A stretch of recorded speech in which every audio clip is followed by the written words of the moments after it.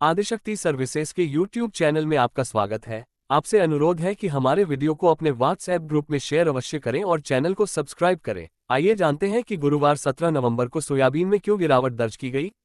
एक दिन पहले अगस्त के बाद के उच्चतम स्तर को छूने के बाद बुधवार को सोयाबीन वायदा में गिरावट आई। दबाव ब्राजील के बेहतर मौसम परिदृश्य से आया, जिसने आपूर्ति की संभावनाओं को बढ़ावा दिया और अक्टूबर में रिकॉर्ड अमेरिकी सोयाबीन पेराई से मांग कम हो गई। ब्राजील के बारिश के पूर्वानुमानों ने अमेरिकी मकई वायदा को भी प्रभावित किया, जिससे अमेरिकी आपूर्ति के लिए अच्छी निर्यात मांग के संकेतों का समर्थन कम हो गया।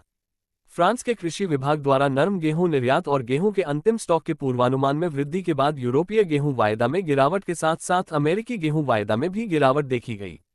शिकागो बोर्ड ऑफ ट्रेड के सोयाबीन वायदा में बुधवार को गिरावट दर्ज की गई, जो अगस्त के बाद से उच्चतम स्तर तक बढ़ने के बाद पीछे हट गया, क्योंकि ब्राजील के मौसम के पूर्वानुमानों में सुधार ने आपूर्ति की संभावनाओं को मजबूत किया और पिछले महीने रिकॉर्ड अमेरिकी सोयाबीन पेराई से मांग कम हो गई।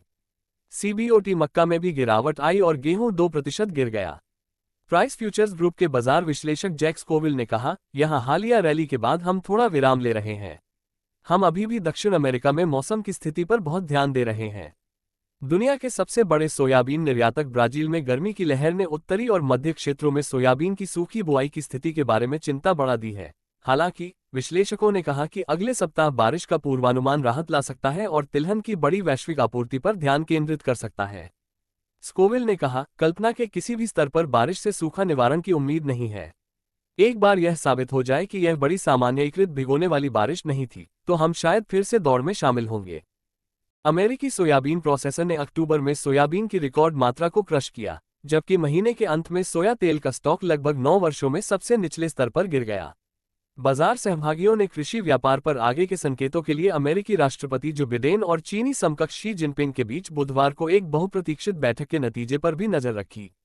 चीन दुनिया का शीर्ष सोयाबीन आयातक है।